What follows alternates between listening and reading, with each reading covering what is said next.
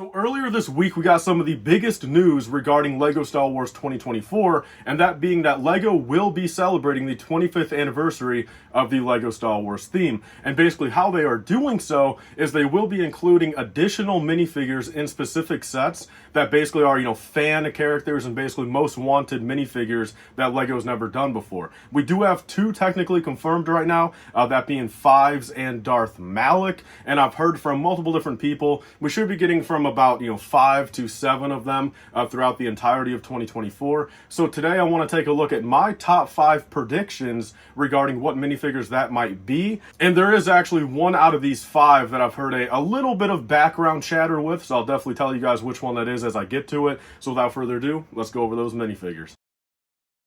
So welcome back to another LEGO Star Wars video, and today will be a fun one. So at the current point, we have some heavy rumors regarding 2 minifigures next year that will be included as 25th anniversary kind of special minifigures within certain sets. They don't necessarily have to correlate to what the actual set will be. As I'm about to say here, of course, we're getting Darth Malek, which is an Old Republic Sith, in a buildable R2-D2. That's the rumor right now, as well as an ARC Trooper 5s in a Tantive 4 boarding hallway scene. So both those don't make any sense, but as I've said before, just like the 2019 20th anniversary sets, they are just additional minifigures thrown on top of the set. They have no function for the set. They're not meant to go with the scene of the set. They are genuinely just thrown in the box as kind of a add-on special to honor 25th anniversary. So we have those 2 that are pretty much heavily rumored, basically right below confirmed right now, and I've heard we are getting more of them. So today I basically want to go over my top couple predictions, and one of them I think actually has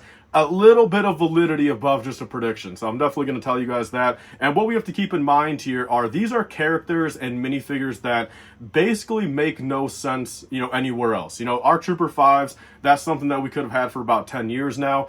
But I've always kind of said this, and I think part of the reason why LEGO never really touched, named clone troopers other than the commanders and captains is because once you do one of them, a lot of people are going to want you to do all of them. So even them doing 5s right now is a little kind of like wishy-washy in the fact of like now, once we get ARC Trooper 5s, I feel like there's going to be a lot of people out there, more so than usual, that say, hey, when are we going to get ARC Trooper Echo? When are we going to get Waxer and Boyle? So I think this might be a little bit of a rabbit hole that I don't think LEGO needed to go down, but nonetheless, I'm excited for 5s. And then also Darth Malek, kind of a very, I'm not going to say obscure, but, because he's not in a lot of media, I think the average LEGO Star Wars fan, especially, the demographic for buying an R2-D2 buildable figure will be like, who the heck is this guy? But nonetheless, very awesome inclusions. I love when LEGO does stuff like this. So moving into my top 5 predictions, really the only criteria for a video like this and kind of my ideas is, again, I'm going to try to keep as much variety as possible, as much as a lot of us would love if they just did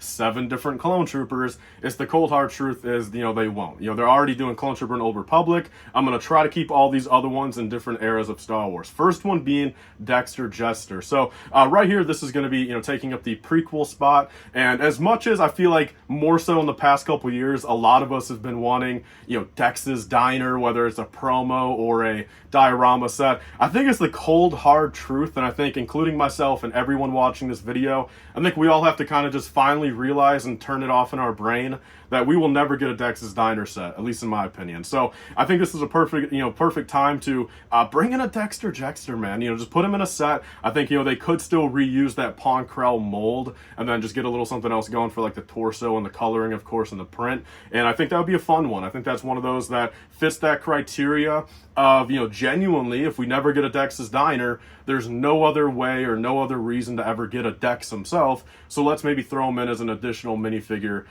in one of these anniversary sets. I think that'd be a pretty fun one. And again, for the prequel people, for all the people in the past couple years going crazy over Dex's Diner, I think that would definitely suffice, and just getting, Dex himself. Next up, so we're going to move into the original trilogy here.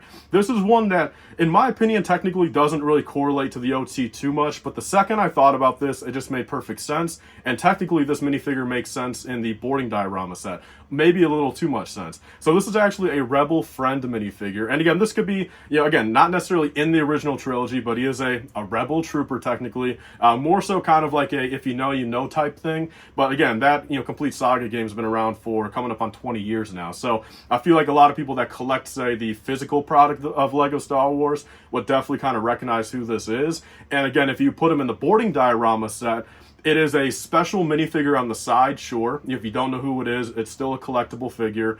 But if you really want to kind of just have some fun, if you're a kid that, say, played the game or, playing the game currently, you're going to be able to literally just buy that set and include your Rebel friend, minifigure from the side, and actually put him on the boarding diorama scene and just use him as an extra minifigure. And I think that would still be a kind of like the best of both worlds thing. So that kind of fits my OT kind of criteria there. Because in my opinion, and I think a lot of us know, I mean, Lego has really done a lot of the OT stuff. Like the very few characters they haven't done, I still feel like have room to be in future sets. Some of the people from like Jabba's Palace could be in another Jabba Palace scene. We have, I think it's Neon Nub. I mean, he could still be in, whether it's like a Falcon or like a B-Wing set. And I don't feel like we necessarily need those minifigures to be in a special anniversary wave. Next up, we're going to move into kind of like the video game category. And I think this just makes a little too much sense. Okay, we have a Cal Kestis here. So, for the longest time, it was a couple years until we got our first Jedi Fallen Order set. I believe the game came out in 2019. We got the BD1 in 2022, so about 3 years right there. And in that set, we actually did get a BD1 minifigure. Okay, and I think it makes just perfect sense. If Lego doesn't want to really dive into it too much, you would assume by now if they wanted to make, the Stinger Mantis or a couple of these other sets, they would have done it. And if they want to kind of limit themselves, put a little something on the shelf like the buildable BD1, I think including a Cal Kestis in an anniversary set where you can literally take your Cal Kestis minifigure, take your BD1 minifigure, and at least have that pair together. Okay, kind of do the bare minimum, be able to have those two characters together, put them underneath your BD1 buildable, and I think that would make, just a lot of sense and be an awesome little addition, to the Lego Star Wars collection you might have. So that's my take on that. I think that would be fantastic. All right, so moving into this next minifigure, this is actually going to be from the Rebels show, which, technically next year is the 10-year anniversary of it, and just bottom line of it, a lot of people like Rebels these days. Lego, of course, has not, done any Rebel sets in, 8 years or so, and that would make perfect sense. And this right here, this is the one that I mentioned at the beginning of the video, where, again, I'm by no means confirming this or putting this out here in the rumor mill, but the one thing I can say about this is maybe put like 1% on this one's name, okay, as to like credibility of like, possibly happening next year. So this one being, because I've heard a couple pieces of background chatter, but if you clip this and say I'm saying this is happening, you're lying to yourself, okay? But I'm going to say, look, 1% above these other ones. The other ones are just kind of straight up, just kind of what I want, my wish list.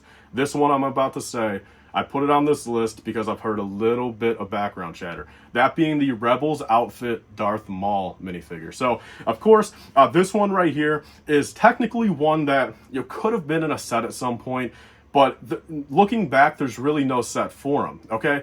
If they're gonna make, he was only in a couple specific episodes, a couple specific scenes, something that, back then they could have done, maybe 5 years ago, was like a little $20 dual set with, Rebels Maul and Rebels Kenobi. That would have made perfect sense.